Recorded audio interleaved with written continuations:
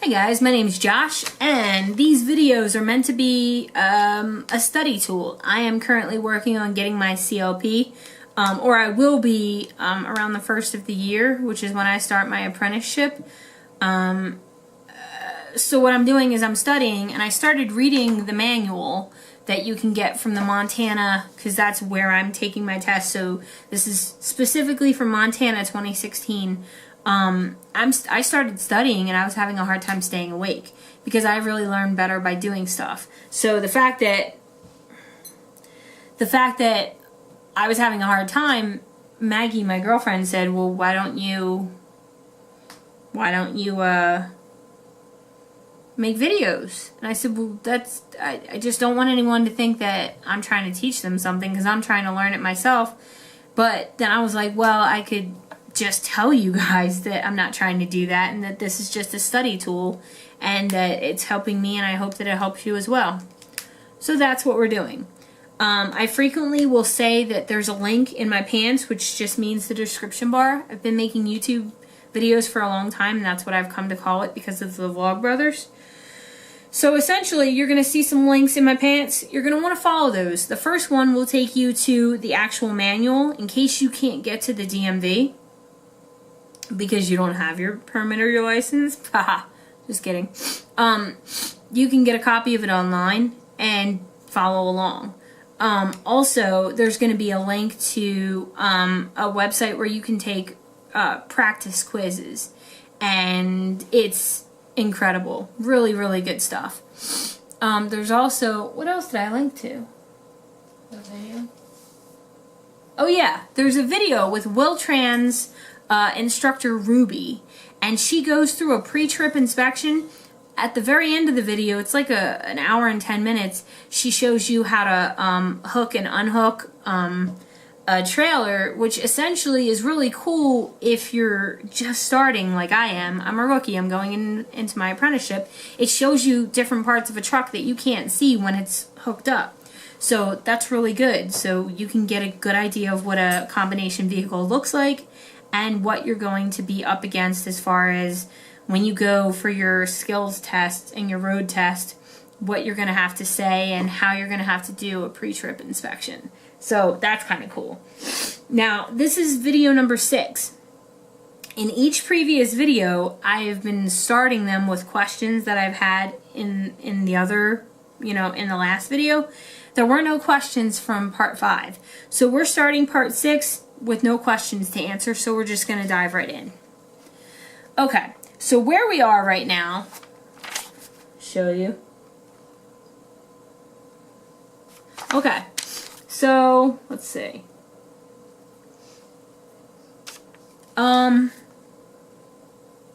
It's page 2-2 in section 2, driving safety. And we left off talking about the steering system defects. So now we're looking at suspension system defects. This is what you're looking for before you're driving, so you can possibly prevent an accident. Because personally, any driver that I've interacted with have talked about like the fact that they really do their pre-trip and their end of day inspections because they would much rather find a problem when they're sitting still rather than when they're going 55 to 62 miles per hour on a highway within less than feet away from other moving vehicles that are probably going a heck of a lot faster. That you want to find out your problems before you're on the road, or at least that's what I would want to do. I think. I plan on playing everything exactly by the rules and just doing what I'm supposed to do because I don't want to be responsible for hurting someone. I feel like this camera's a little low, so let's just adjust this up just a tiny bit. There we go. That's perfect. Okay, so suspension system defects. The suspension system holds up the vehicle and its load. It keeps, the axles in place. Therefore, broken suspension parts can be extremely dangerous. Look for spring hangers that allow movement of axle from proper position. See figure 2.2. I'm going to try and show it to you. Hopefully you can see it. I think you can. cracked or broken spring hangers, missing or broken leaves in any spring leaf. If 1/4 or more are missing, it will put the vehicle out of service, but any defect could be dangerous. See figure 2.3. And that's figure 2.3. Okay. And now we're going on to page 2-3 in section 2. Broken leaves in a multi-leaf spring or leaves that have shifted so they might hit a tire or other part, leaking shock absorbers, torque rod or arm, U-bolts, spring hangers, or other axle positioning parts that are cracked, damaged, or missing. Air suspension systems that are damaged and or leaking, see figure 2.4. And I'll show you 2.4. Now, the cool thing about this is, well, the not cool thing about this by itself is I don't know what the heck they're talking about. I've worked in an oil change shop where we did a lot of other stuff, like power steering, transmission, radiator service. Like, I've done, and I've worked in a tire bay twice. So, like, I'm familiar with certain parts of a car, but most of this is completely new to me. So, that's the really fantastic thing about Ruby's video. And I really strongly urge you to check it out. Not because, like, I'm trying to throw her views or whatever. I don't give a crap about that. I mean, good on. I'm sure they're not even monetized, but whatever. My thing is, when you watch that video, if you follow along with this and you make notes, she shows you what all of these things are. So when I watch her video next, I plan on going to this page and looking through and watching for what she's saying, because then it's not just some oily part of a truck that she's pointing out. It's like, oh, I know what, like, this explains it in depth, kind of, and she is showing where it is. And she has, like, a pointer, and it's actually really cool. It's a great tool to use when you're studying for your test, in my opinion. Okay. Because these pictures don't do it for me because it's not on a truck. So it's like, okay, I see what they're saying about this, but I don't know that from this picture I would be able to point out what this is on an actual truck. I'm not good like that. Maybe you are, and that's great. But I'm not, so it's really cool to have her video to reference. Any loose, cracked, broken, or missing frame members. Okay, now we're going on to exhaust system defects. A broken exhaust system can let poison fumes into the cab or sleeper berth. Look for, so this is really important. I didn't know that. I didn't know this about the exhaust system.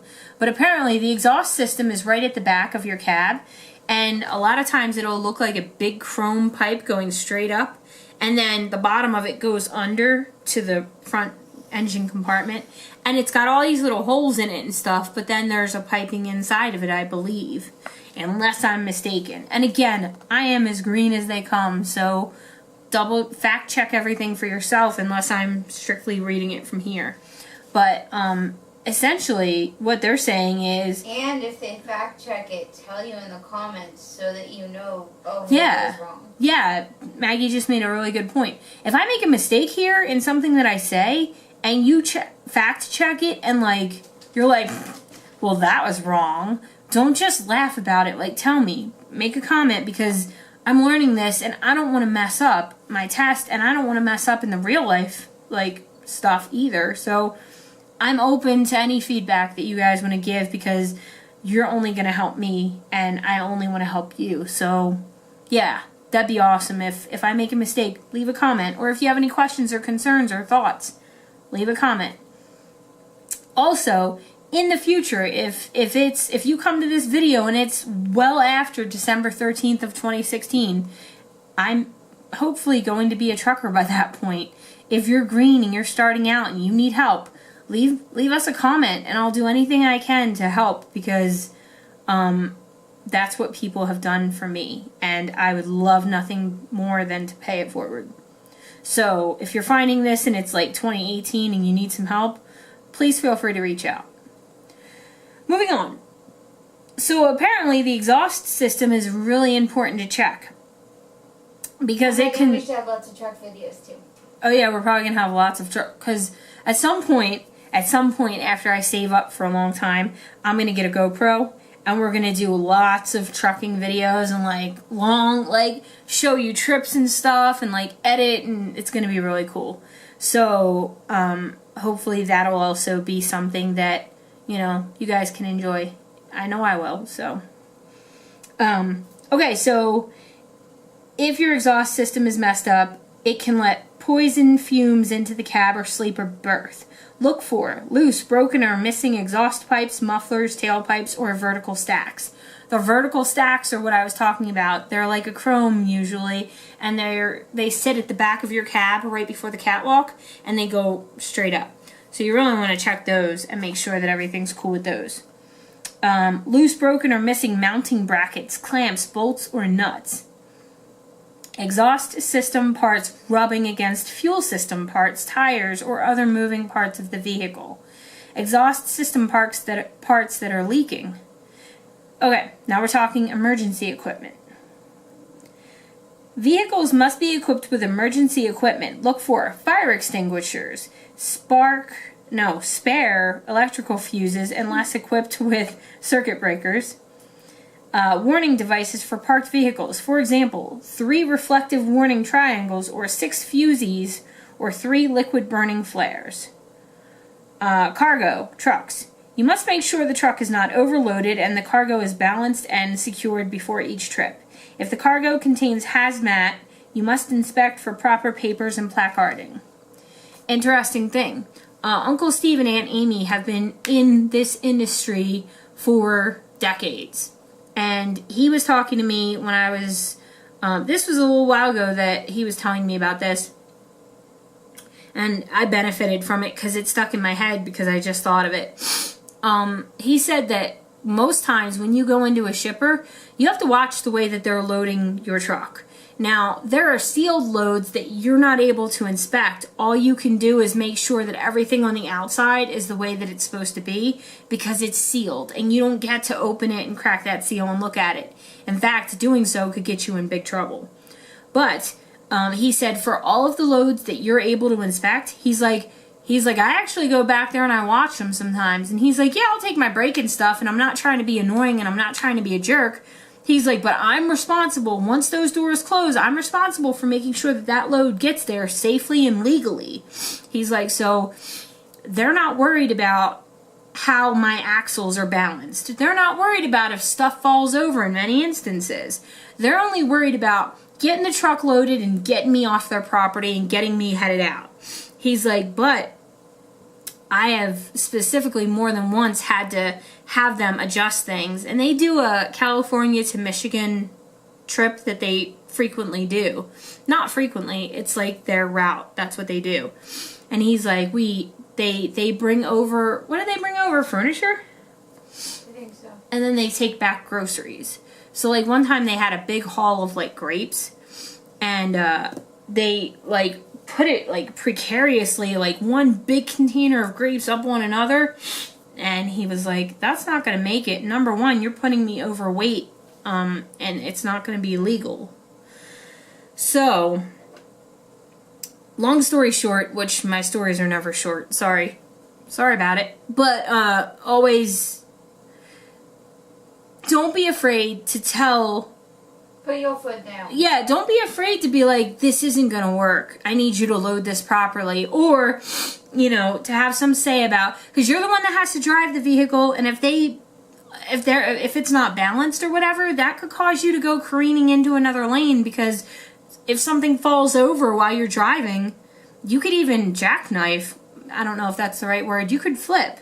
Like, don't be afraid to be assertive is what Uncle Steve said, because there are times where you are going to have to be.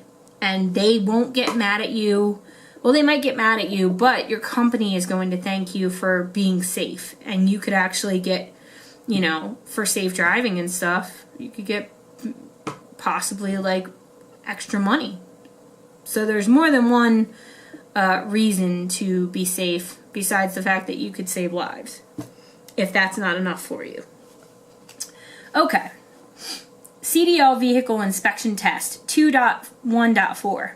In order to obtain a CDL, you will be required to pass a vehicle inspection test. You will be tested to see if you know whether your vehicle is safe to drive. You will be asked to do a vehicle inspection of your vehicle and explain to the examiner what you would inspect and why. The following 7-step inspection method should be useful. Now, any company that you're going with is going to have the way that they want it done. Specifically, if a company's helping you get your CDL like mine is, and you're doing an apprenticeship, do it like, yeah, I'm sharing with you Ruby's video, but if you're going with Swift or wherever or with someone specific and they're helping you get your thing, they're going to know their local DMV. They're going to know what the DOT wants and do it that way. So don't necessarily, like, for me, I tend to look at things and set them in stone in my head, which is why I've tried not to watch Ruby's and, like, put it as fact in my head, because then I'm going to have to relearn it. I'm like, okay, these are things I'm going to be looking for, and then be prepared for whatever company, do it their way. However, they have, okay, 2.1.5, 7-step inspection method. Method of inspection. You should do a vehicle inspection the same way each time so you will learn all of the steps and be less likely to forget something. I'm down with that because that's exactly how I learn things. Repetition, for sure. And also, having a physical... Are you okay? Having a physical motion with certain things really helps me. When I worked in the oil change shop, we did the underhood inspection. I could do it within 20 seconds, and we were checking like almost 30 items. And I literally... What? I still cute? No? I mean, you're okay. And I could do, and we literally did it the same way each time. In fact, I could probably still open a car hood and do that check, and it's been years since I worked there. Because it was the same way, and I did it time after time after time, and I just got used to it. It got ingrained. And I have a crappy memory. I really do. Approaching the vehicle. Notice general condition. Look for damage or vehicle leaning to one side. Look under the vehicle for fresh oil, coolant, grease, or fuel leaks. Check the area around the vehicle for hazards to vehicle movement, people, other vehicles, objects, low-hanging wires, limbs, etc. That's important because you're getting ready. I didn't understand this at first, but it kind of dawned on me, like, oh, the pre-trip inspection, I'm doing that, and then I'm getting in and driving off. Because I'm still, like, in awe that I'm going to drive one of these big, beautiful beasts of a machine. And I'm like, holy crap, okay, so the pre-trip, and then I get to drive. I know it's probably stupid, but that's literally, I was like, oh, it makes sense, because I need to make sure there's nothing going on around the truck. Vehicle inspection guide. Step 1, vehicle overview. You're going to review the last vehicle inspection report. Drivers may have to make a vehicle inspection report in writing each day. The motor carrier must repair any items in the report that affect safety and certify on that report that repairs were made or were unnecessary. You must sign the report only if defects were noted and certified to be repaired or not needed to be repaired. Step 2, check engine compartment. Check that the tire... Nope, not even close. Check that the parking brakes are on and or the wheels are chalked. Chalked is like, there's little triangle rubber things. At least that's what I've always seen, rubber black ones. And they have like notches and you shove them under the wheel and like jam them under there so that your truck can't go anywhere. You may have to raise the hood, tilt the cab, secure loose things so they don't fall and break something, or open the engine compartment door. Well, you're definitely going to have to open the hood for your pre-trip unless you go to a DOT where they don't want you to physically do it and they just want you to walk them through it. Based on time, weather, whatever, your instructor, not your instructor, your inspector at the DOT or at the DMV, go with whatever they ask you for, with the exception of make them put a seatbelt on for the road test. Even if they say that they don't need to, they will fail you if you don't. If you don't insist that they have a seatbelt on. Before you turn on the car. Yeah, before you engage the ignition. And they're in the, if they're in the truck, obviously. Okay. Not nice words. Not nice words at all. Okay. Check the following. You're going to check your engine oil level. In order to check the engine oil, the truck's going to need to be off because that's when it's sitting and resting. When the engine is on, it's circling through your engine. So make sure in your nerves that you don't try and turn on the engine for some reason and then check your oil, because that's not going to work. Now for your transmission, the opposite's true. Depending on the transmission, it may need to be on in order to check it. I'm not sure about trucks, but for cars, that's how it is. Don't you check everything first? That's how Ruby showed it. Well... You check the outside of the vehicle, and then you check the inside, and then you leave. Well, true, but in all honesty, that's for the test. And I don't think for the test, you don't actually pull the dipstick and check it. But for the actual pre-trip, for the transmission fluid, everything I know about cars is for an automatic, or for a transmission, it has to be like, running. I don't know if that, again, I haven't started school yet, so this is something where I may be getting this wrong, I'm not sure. Okay, you're going to check the coolant level in the radiator, and you're going to check all the hoses around it, because you got to make sure that they're not cracked and or leaking. You got to check your power steering fluid level, hose condition, if it's equipped with hoses, which usually it is. You're going to check your windshield washer fluid level. You're going to check your battery fluid level, connections, and tie downs. The battery may be located elsewhere. Oh yeah, automatic transmission fluid level may require engine to be running. Yeah. Then you're going to check your belts for tightness and excessive wear. You're going to check the alternator, water pump, air compressor. We're going to the next page.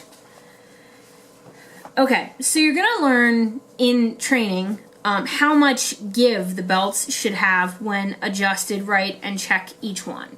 They should only have a little bit of give to it. It shouldn't be too loosey-goosey, and it shouldn't be too tight, because that's when if it's too tight, then an older hose is going to get rigid because they're plastic. Not hose, excuse me, belt. An older belt's going to be rigid, and it could snap, and then you'll lose power, potentially. So the belts are actually really important. And you're going to check to see if they have a ton of cracks, and like check their condition, their general condition. In a lot of instances, I used to replace serpentine belts on cars all the time. And a lot of times you can feel them, and they should almost have like that good rubber feeling, as opposed to like dry and like kind of brittle. It's like it's the difference between somebody who's just put lotion on their hands and somebody who has dry, ashy winter hands. One of them is not pleasant, the other is actually quite nice. Leaks in the engine compartment. Fuel, coolant, oil, power steering fluid, hydraulic fluid, battery fluid. Excuse me. Whew, I think I'm actually coming down with a little something. Or, allergies. It could be allergies, but I don't usually have allergies like this in the winter. Usually it's like the summer or the spring and the summer that I have them. You're in a new state, but... True, but winter there's not a lot of allergens going on. I mean, it's possible. I do have allergy pills that I can take. I'm going to take them on the road with me. That's another side note that Maggie just brought up. Really good point. When you're doing OTR, because that's what I'm going to be doing, if you have allergies, make sure that you take whatever medications with you into training, because you are going to be driving through many different states. And even if it's winter where you are, like in Montana, it's cold, but I know I'm going to be driving into like different areas where I am going to have allergies that are, because it's warmer weather, and it's going to hit me like a ton of bricks, so I'm going to take my allergy medication. Just a side note. Okay. You're going to check for cracked, worn electrical wiring insulation. And you're gonna lower and secure the hood, cab, or engine compartment door. Alright, step number 3. See, now this is different from how Ruby does it. So again, this is where we come into do it how your instructor tells you, if you have an instructor. If you don't have an instructor, I don't know how you're going for your CDL, because I think you need one. But whatever. Step 3, start engine and inspect inside the cab. Get in and start engine. Make sure that your parking brake is on. Put the gear shift in neutral or park if it's automatic.